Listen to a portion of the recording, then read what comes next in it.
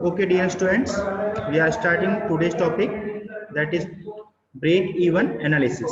ठीक है, break even analysis होता क्या है? सबसे पहले इसको समझने के लिए, जब भी हम कोई बिजनेस स्टार्ट करते हैं, ठीक है, उस बिजनेस में हम कुछ ना कुछ हमारा इन्वेस्टमेंट करते हैं, कुछ कॉस्ट लगती है किसी भी प्रोडक्ट को बनाने के लिए, ठीक है। उसके बाद में जो हमको उसके बाद में जो हमारा रेवेन्यू जनरेट होता है, ठीक है, जो भी हमको उसका अर्निंग होती है, कि जिस पॉइंट पे, यानी जितनी हम यूनिट सेल कर दें, ठीक है, कि कितना हम आउटपुट दें, कितना प्रोडक्शन दें, कि उस पॉइंट पे आने के बाद हमारा जो एक तरीके से उस पॉइंट पे नो प्रॉफिट नो लॉस की कंडीशन अगर बनती है, ठीक है, तो वो हमारा कहलाता है ब्रेक इवन पॉइंट। ठीक है, क्योंकि जब हम कोई स्टार्ट करते हैं हमारा बिजनेस, सबसे पहले हमको क्या करना पड़ता है? अपनी तरफ से पैसा लगाना पड़ता है। ठीक है, सपोज हमने कोई अपना बिजनेस स्टार्ट करा, हमने सपोज में 5 लाख रुपीज लगा दिए, ठीक है। अब 5 लाख रुपीज हमारे कब तक रिकवर होंगे? ठीक है, कि हम कितनी यूनिट प्रोड्यूस कर दें, कितनी हम सेल कर दें, कि उसका इतना रेवेन्यू जनरेट हो जाए कि वो हमारा जितना हमने पैसा लगाया है वो हमारा रिकवर हो जाए। मतलब वो पॉइंट कौन सा पॉइंट हो गया हमारा? जिस टाइम पे नो प्रॉफिट नो लॉस की कंडीशन आ गई। अब उसके बाद में जो अर्निंग होगी वो हमारा क्या कहलाएगा? प्रॉफिट कहलाएगा। ठीक है, ये देखिए, a break even analysis also known as cost volume profit analysis is concerning with finding the point at which revenue and cost are exactly equal. ठीक है, this point known as break even point represents the volume of product at which neither a profit is made nor loss is incurred. Therefore, production oblique sales must not be allowed to fall beyond this point. मतलब हमको इतना तो production करना ही करना है ताकि हम उतना अपना हमारा जो ब्रेक इवन पॉइंट है उस तक हम पहुंच पाए। ठीक है, अगर ब्रेक इवन पॉइंट से हमारे नीचे की सेल्स रहेंगी तो हमको क्या होगा? उसमें हमको लॉस होगा। कम से कम हमको इतना हमको पहले से पता होना चाहिए कि इतना कितना प्रोड्यूस करें कि हम उस कंडीशन में तो पहुंच जाए कम से कम कि जहां नो प्रॉफिट नो लॉस की कंडीशन हो। ठीक है, उसके बाद जितना हम प्रोड्यूस करेंगे एक्स्ट्रा वो सब हमारा किस में आएगा? प्रॉफिट में आएगा। ठीक है, तो जो हमारा ब्रेक इवन पॉइंट है इसका यही एडवांटेज है कि आपको पहले से आपको पता लग जाता है कि आप कितना प्रोड्यूस करेंगे जिसके बाद आपका प्रॉफिट आपको मिलेगा। This analysis can be carried out either algebraically और ग्राफिकली। वो अपन आगे देखेंगे जो उसका जिस स्टेप से हम कैलकुलेट करेंगे इसको। ठीक है, सभी को पहले समझ में आया कि ब्रेक इवन पॉइंट क्या होता है? Yes sir. बाकी स्टूडेंट्स कोई बताएगा? कोई भी एक स्टूडेंट एक्सप्लेन करके बता दो मैंने क्या बताया अभी।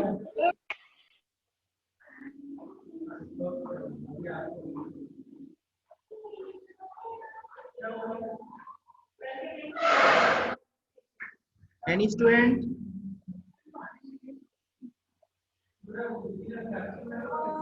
तुषार? क्या सर?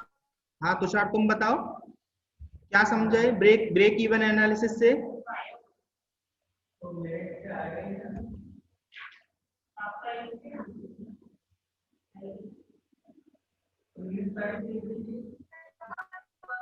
सर वो स्पेशली कॉस्ट अकाउंटिंग है सर। ब्रेक इवन एनालिसिस वो है कि जो बिजनेस ऑर्गेनाइजर है, ठीक है, जो कंपनी बिजनेस कर रही है उस कंपनी को ये पता लगाना कि कितना आउटपुट प्रोड्यूस करे कि वो क्वांटिटी उसको मालूम चल जाएगी। इतना अगर वो आउटपुट प्रोड्यूस करेगी कि उसके बाद में उसका जो पॉइंट मिलेगा वो ऐसा पॉइंट मिले कि जहां हमको नो प्रॉफिट नो लॉस हमको मिले।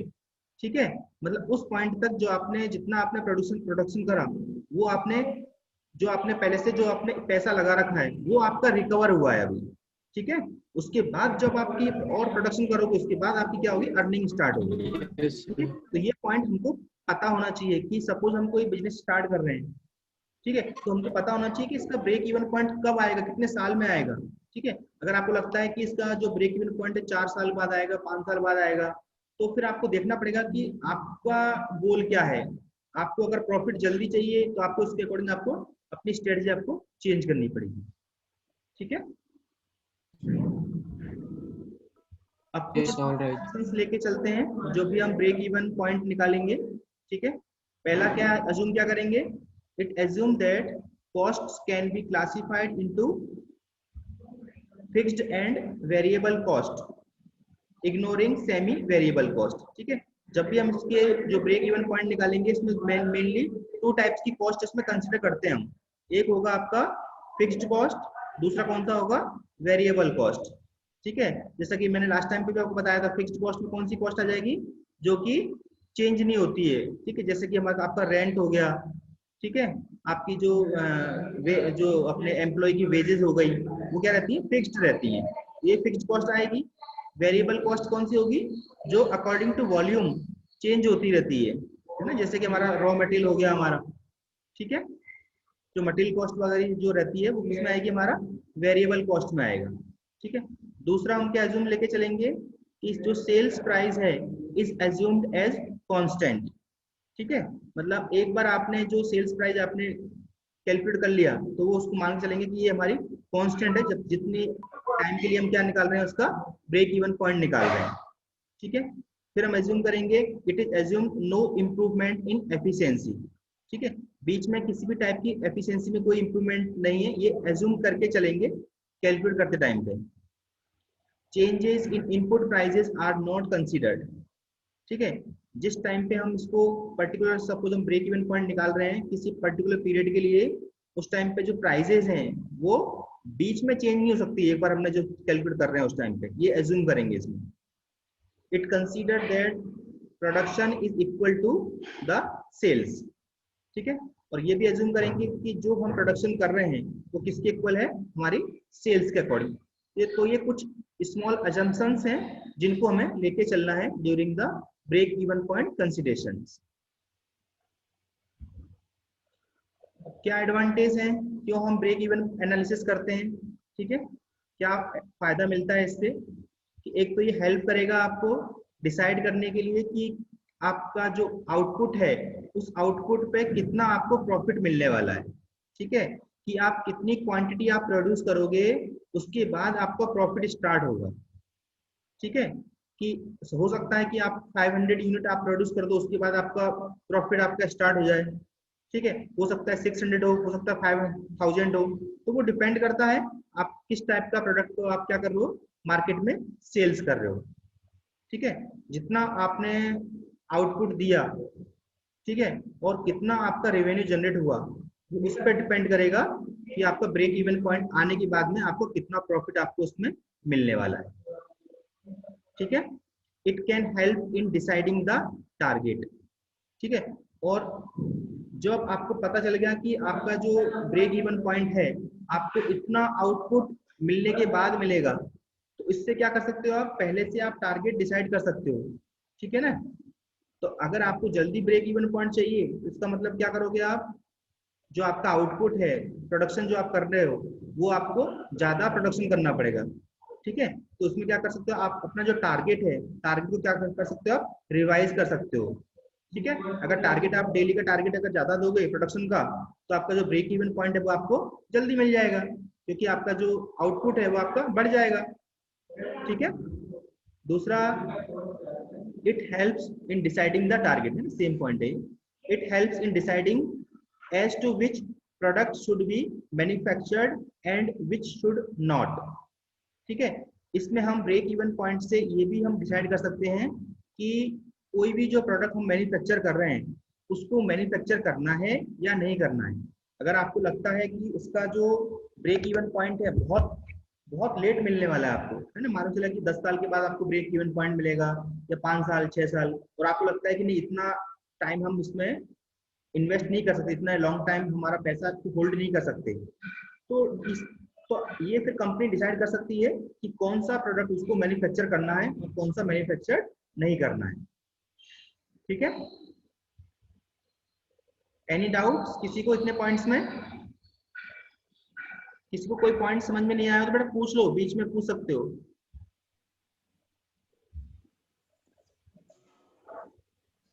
नो सर, आगे बढ़ते हैं। ये चले, यस सर।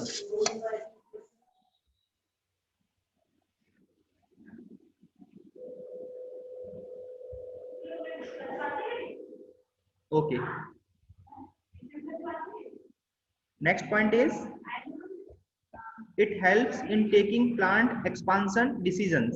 ठीक है, कि जब आपको पता है कि आपको इतना प्रोडक्शन आपको करना है, ठीक है, तो अगर आपको लगता है कि अगर हमको जल्दी चाहिए ब्रेक इवन पॉइंट, ठीक है, अगर आपको लगता है कि आपकी क्वांटिटी आपको ज्यादा प्रोडक्शन करना है और अभी एग्जिस्टिंग जो आपका प्लांट है वो इतना कैपेसिटी का नहीं है, तो ये डिसीजन आप ले सकते हो कि आपको प्लांट का एक्सपांशन करना है या नहीं करना है। इसमें भी हेल्प करता है ये, ठीक है। It helps in taking equipment replacement decision, ठीक है। आपको लगता है, सपोज आपने टारगेट दिया कि आपको पर डे इतना क्वांटिटी आपको क्या करना है, प्रोड्यूस करना है, ठीक है, बट वो टारगेट आप अचीव नहीं कर पा रहे हो, तो उसका रीजन कुछ भी हो सकता है आपकी मशीन इक्विपमेंट जो हो वो काफी पुराने हो गए हों, ठीक है। तो इसमें आप ये भी डिसीजन ले सकते हो कि उनको रिप्लेसमेंट करना है या नहीं करना है, ठीक है। Next, it can indicate margin of safety, ठीक है। इसमें आप जो भी आप सेफ्टी का जो आप मार्जिन लेके चलोगे कि आपको एक तरीके से हमको पता है कि हम इतने टाइम में इतना प्रोडक्शन कर लेंगे, ठीक है, लेकिन वो कभी कभी कुछ ऐसे कंस्टेंट आ सकते हैं कि आप उस टारगेट तक ना पहुंचो, तो थोड़ा सा हमको मार्जिन ऑफ सेफ्टी पे हमको लेके चलना पड़ेगा, ठीक है। वो भी इससे हमको मालूम चल जाता है ब्रेक इवन पॉइंट से,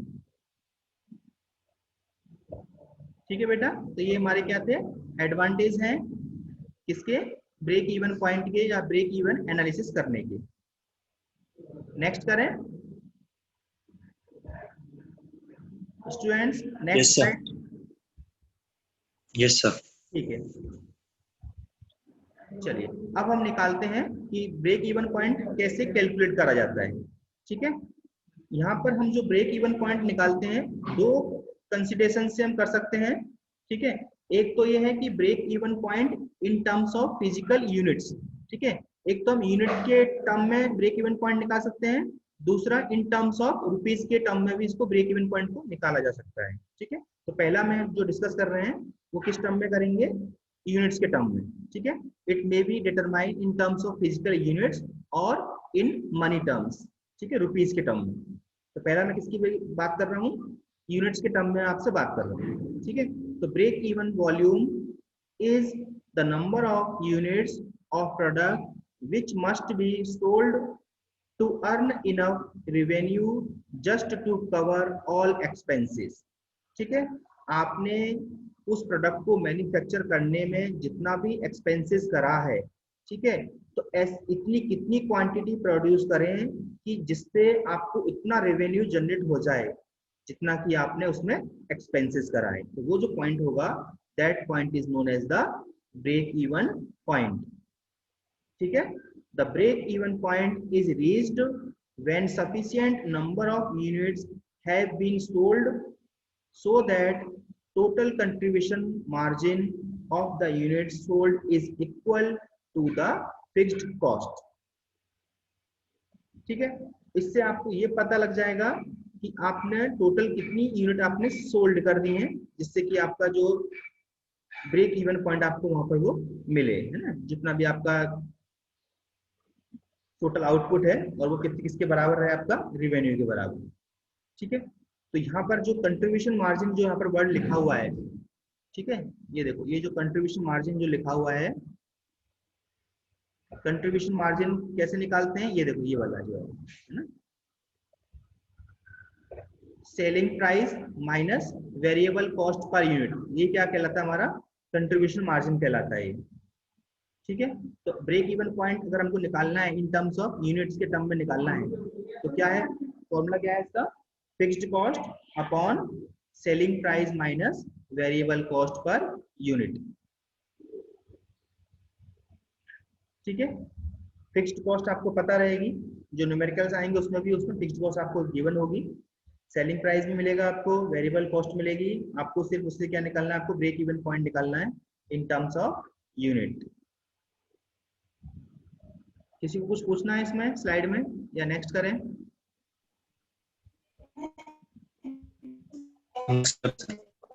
चलिए।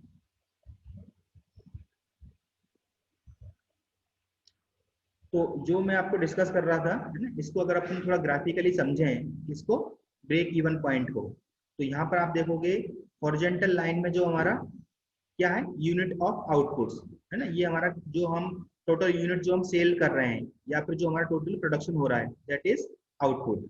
ठीक है, कुछ वैल्यू दे रखी है एग्जाम्पल के तौर पे। ठीक है, और जो हमारा वाई एक्सिस है, वाई एक्सिस में आप देखोगे दो चीजें आपको दे रखी हैं, एक है सेल्स है इन रुपीज, दूसरा टोटल कॉस्ट है इन रुपीज। ठीक है, तो जब भी हम ब्रेक इवन पॉइंट का अगर ग्राफिकली रिप्रेजेंट करेंगे तो आपको हॉरिजॉन्टल लाइन में क्या रखना है, आपको आउटपुट रखना है, कितना यूनिट्स आप प्रोड्यूस कर रहे हैं, और वर्टिकल लाइन में क्या रखोगे आप, कॉस्ट। ठीक है, अब आप देखो, ये जो लाइन आपको दिखाई दे रही है, ये कौन सी है, ये हमारा है फिक्स्ड कॉस्ट। ठीक है, इस केस में अगर आप देखोगे कि 300 जो है, ठीक है, तो 300 जो रुपीज है, ठीक है, तो ये हो सकता है कि 1000 के टर्म में हो। ठीक है, तो अभी तक अपन मान के चल के 300 मान के चलते हैं कि 300 जो रुपीज है वो हमारी क्या है, फिक्स्ड कॉस्ट है। ठीक है, और ये जो आपको लाइन दिखाई दे रही है, ये है हमारे वेरिएबल कॉस्ट को रिप्रेजेंट करेगी, यहाँ से यहाँ तक का।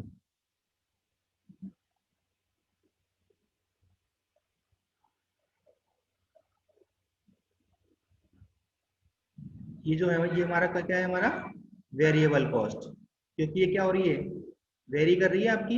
ये देखो जैसे जैसे यूनिट आपकी बढ़ती जा रही है, वेरिएबल कॉस्ट भी क्या हो रही है हमारी, इंक्रीज होती जा रही है। तो ये इतना यहाँ से यहाँ तक हमारा वेरिएबल कॉस्ट हो गया, और ये हमारा कितना हो गया, फिक्स्ड कॉस्ट हो गया।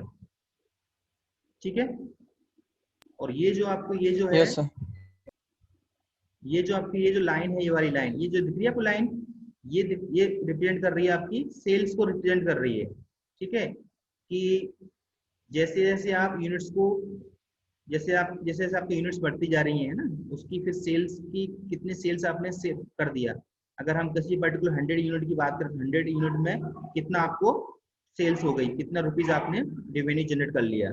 ठीक है, जैसे जितनी ज्यादा आप यूनिट प्रोड्यूस करोगे, उतना ही क्या होगा, आपको सेल्स आपकी बढ़ती जाएंगी, है ना, उतनी आपकी सेल्स बढ़ती जाएंगी, मतलब उतना ही आपको रेवेन्यू आपको मिलता जाएगा। ये सेल्स को रिप्रेजेंट कर रहा है। ठीक है, अब ये जो लाइन है, ये वाला, ये जो लाइन है ना, ये क्या है हमारी, ये शो कर रही है हमारी टोटल कॉस्ट को। ठीक है, जिसमें हमारी क्या आ जाएगी, ये देखो यहाँ से यहाँ तक तो हमारा क्या हो गया, फिक्स्ड कॉस्ट हो गई। अब फिक्स्ड कॉस्ट के बाद ये वेरिएबल कॉस्ट इसमें इंक्लूड हो जाएगी, तो कौन सी हो जाएगी, ये हमारी टोटल कॉस्ट हो जाएगी। अलग अलग पॉइंट पे यहाँ पर अलग टोटल कॉस्ट अलग है ना, डिपेंड करता है किस टाइप, कितने आउटपुट के लिए टोटल कॉस्ट आपसे पूछ रहा है। ठीक है, अब देखो, अब जो मेन पॉइंट है वो पॉइंट है ये वाला पॉइंट। ये देखो, ये जो पॉइंट है ना, ये वाला पॉइंट दिख रहा है, ये वाला पॉइंट, ये पॉइंट है, ये पॉइंट कहलाता है हमारा ब्रेक इवन पॉइंट। ठीक है, इस पे अगर आप देखोगे, इस पॉइंट पर ये देखो, यहाँ से अगर मैं यहाँ पर लाइन प्रोड्यूस करूं, ठीक है, तो अगर आप इतनी यूनिट अगर आप प्रोड्यूस कर दोगे, ठीक है, तो उसके बाद आपको जो जितना आपको इतना आपने रेवेन्यू जनरेट करा, उतना आपको अर्निंग हुई। ठीक है, तो इसके बाद में जितना आपको अर्निंग होगी, वो सब किस में आएगा, हमारा प्रॉफिट के अंदर आएगा। ये पूरा का पूरा जो एरिया नहीं वाला है, ये दिख रहा है आपको पूरा एरिया, ये सब क्या है हमारा, ये सब प्रॉफिट है। ठीक है, तो ये जो पॉइंट है, ये पॉइंट हमको हम इसमें निकालना पड़ता है। ठीक है, अगर ये पॉइंट आपने निकाल लिया, इसका मतलब क्या है, that is your break even point. तो ये क्वांटिटी आपको मालूम चल जाएगी, यहाँ पर दिख रहा है क्वांटिटी, मान लिया कि 70 है ये। ठीक है, हो सकता है कि 1000 के टर्म में, हो सकता है कि 70,000 या 7000 अगर आप यूनिट प्रोड्यूस कर देते हो। ठीक है, उसके बाद में अगर आप इसके बाद जितनी भी आप यूनिट प्रोड्यूस करोगे, ठीक है, वो सब किस में आएगा, आपका प्रॉफिट में आएगा। ठीक है, और जब तक आप इतनी यूनिट प्रोड्यूस नहीं करते हो, तब तक आप किसमें कहलाओगे, तब तक आपको क्या होगा, वो पूरा आपका लॉस कहलाएगा। ठीक है, तो मिनिमम आपको इतना टारगेट तो लेके चलना ही है कि आपको मिनिमम इतनी यूनिट तो आपको प्रोड्यूस करनी ही करनी है, ताकि आपको बिजनेस में लॉस ना हो। ठीक है, इसीलिए हम ये ब्रेक इवन पॉइंट कैलकुलेट करते हैं। किसी को कुछ पूछना है इस डायग्राम में तो पूछ सकता है बेटा, किसी को कोई समझ में नहीं आ रहा हो कुछ पूछना है। No sir, clear clear sir. Break even point तो बड़ी बड़ी कंपनियों में बहुत जल्दी कवर हो जाता होगा। नहीं, एक्चुअली ऐसा नहीं है, ये तो ग्राफ इस टाइप से बना रखा है कई बार ब्रेक इवन पॉइंट आने में टाइम लगता है। देखो अगर अपन सिंपल अपन अपनी लैंग्वेज में बात करें, ठीक है, सपोज हम कोई बिजनेस स्टार्ट कर रहे हैं, ठीक है, तो जब बिजनेस स्टार्ट हम करते हैं तो कहीं ना कहीं हम अपना पहले उसमें इन्वेस्टमेंट करेंगे, अपना एक्सपेंसेस उसमें लगाएंगे। तो हो सकता है हमारी कुछ कैसी होगी, कुछ हमारी फिक्स्ड कॉस्ट होगी। हो सकता है हमने कोई बिल्डिंग रेंट पे ली हो, या फिर कोई हमने बिल्डिंग पहले पूरी बिल्डिंग बनाई हो, ठीक है। उसके बाद फिर मटेरियल कॉस्ट लगेगा, पूरा का पूरा लेबर कॉस्ट, सब कुछ कॉस्ट लगेगा। हो सकता है कि मैंने सपोज किसी बिजनेस को स्टार्ट करने में मान लिया मैंने 50 लाख रुपीज उसके अंदर लगा दिए। सपोज मैंने कोई कपड़ों का बिजनेस स्टार्ट करा, तो 50 लाख रुपए मैंने उसमें क्या कर दिए, इन्वेस्ट कर दिए, ठीक है। अब वो 50 लाख रुपए जब तक मैं नहीं कमा लूंगा तब तक वो मेरा लॉस ही कहलाएगा, ठीक है। राइट भले ही सर। मैं कितनी भी सेल करता मतलब जाऊं कपड़ों जनरली की, ब्रेक इवन पॉइंट है ना, मैं मेरे को कपड़ों की इन्वेस्टमेंट पे डिपेंड सेल करता है। करनी है जब तक कि वो मैंने जितना पैसा लगाया है वो पैसा अगर मैंने रिकवर कर लिया, तो वो जो पॉइंट मिलेगा वो पॉइंट मेरा कहलाएगा ब्रेक इवन पॉइंट कहलाएगा। तो वो हो सकता है अगर आपकी सेल्स अच्छी हो रही है, हो सकता है कि आपको 1 साल में मिल जाए। अगर सेल्स कम हो रही है तो 2 साल भी लग सकते हैं, 3 साल लग सकते हैं, ठीक है। जिस टाइम पे आपने अपना जो एक्सपेंसेस जो आपने लगाया था, जिस टाइम पे आपने वो कवर कर लिया, ठीक है, उसके बाद जो आप करोगे वो आपकी प्रॉफिट कहलाएगा। जब तक वो आपका प्रॉफिट नहीं कहलाएगा क्योंकि आपने उतना पैसा उसमें लगा चुके हो। क्लियर है सबको? Yes sir.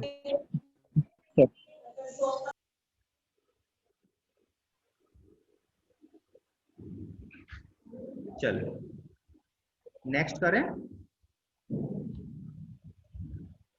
ये देखो ये भी ग्राफिकली ये दिखाया है ना, ये यूनिट्स हैं, ये आपका रुपीज के टर्म में मान लो, डॉलर लिखा है इसको रुपीज के टर्म में मान लो, ठीक है। ये देखो ये जो पॉइंट है हमारा दिख रहा है, ये पॉइंट हमारा क्या है, ब्रेक इवन पॉइंट है ना, कहीं भी आ सकता है, ये जरूरी नहीं है कि यहीं पर आएगा। इतनी अगर आप यूनिट सेल कर दोगे इससे आपको इतनी रेवेन्यू आपको जनरेट हो जाएगा। इसके बाद अगर आप यूनिट सेल कर रहे हो तो वो सब किस में आएगा, हमारा प्रॉफिट में आएगा वो सब, ठीक है। अगर आपने इतनी यूनिट से कम आपने यूनिट सेल करी, ठीक है, तो वो किस में आएगा, हमारा लॉस में आएगा। क्लियर है सबको? Yes sir.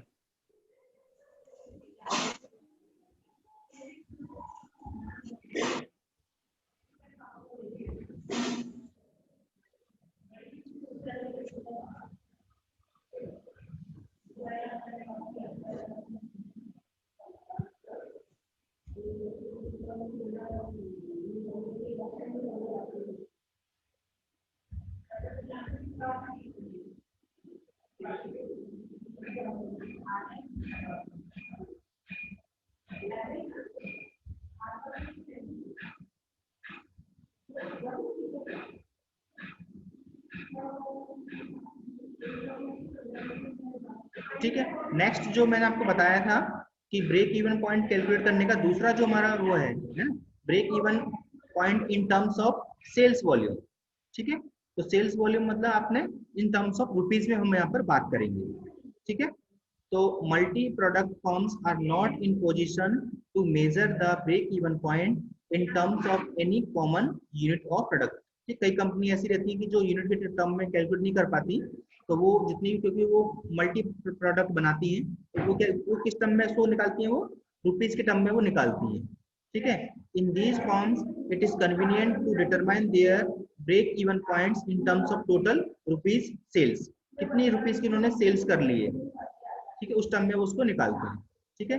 In this case break even point would be the point where the contribution margin क्या है, sales volume minus variable volume, variable cost, ठीक है, would be equal to fixed cost, ठीक है। यहाँ पर जो हम निकालेंगे ब्रेक इवन पॉइंट जो निकालेंगे उसका फॉर्मूला क्या होगा, fixed cost upon contribution ratio. अभी कंट्रीब्यूशन रेशियो कैसे निकालते हैं उसका भी फॉर्मूला है, ये देखो कंट्रीब्यूशन रेशियो, ये हम कैसे निकालेंगे, sales volume minus variable cost upon sales volume. ये नोट कर लो बेटा, ये फॉर्मूले जो है ना ये नोट कर लो, पीपीटी में आज अभी इसके लेक्चर के बाद शेयर कर दूंगा वैसे, बट अलग से आप इसको नोट भी कर लो, ठीक है, फटाफट। और एक छोटा सा एक न्यूमेरिकल है जो आपको क्या करना है, सॉल्व करना है आज, मतलब आपका होमवर्क है, ठीक है, आप मुझे कल बताना क्या आंसर आ रहा है, इसमें क्या निकालना है आपको। देखो फिक्स्ड कॉस्ट दे रखी है आपको, fixed cost of A firm estimated ₹5 lakh, ठीक है। The firm is selling A product manufactured by it at a rate of ₹50 पर आइटम। सेलिंग प्राइस आपको दे रखा है, वेरिएबल कॉस्ट पर यूनिट आपको दे रखा है that is ₹25। Determine the break even point. अब आपको ब्रेक इवन पॉइंट निकालना है, ठीक है। तो दोनों से ही आप मुझे निकाल के बताओगे। जो पहला वाला फॉर्मूला लिखा है तो जी सर। यूनिट के टर्म में भी निकालना ब्रेक इवन पॉइंट और रुपीस के टर्म में भी निकालना, ठीक है। फॉर्मूला फिर से आप चाहो तो एक बार देख लो और नोट कर लो। यूनिट के टर्म में देखो एक तो ये वाला फॉर्मूला है, पीपीटी वैसे मैं शेयर कर दूंगा ध्यान से, है ना, चिंता मत करो, फिर भी लिख लो फॉर्मूला। और ये हमारा रुपीस है ये वाला, और कंट्रीब्यूशन रेशियो ये है। ठीक है सर। ठीक है, ओके सर।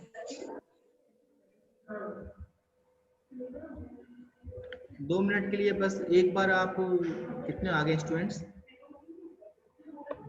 ज्यादा आगे हो तो अब एक बार के लिए फिर से एक बार कैमरा ऑन कर लो, है ना, फिर अपन फोटो ले लेते हैं।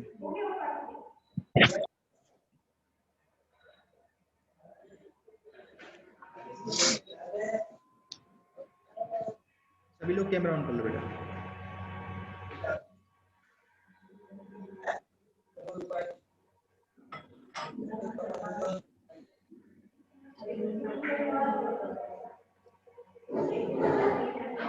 सभी बेटा प्रॉपर यूनिफॉर्म में आया करो, ठीक है।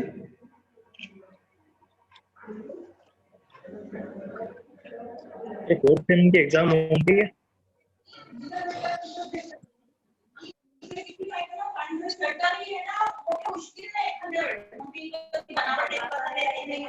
Sir 2 minute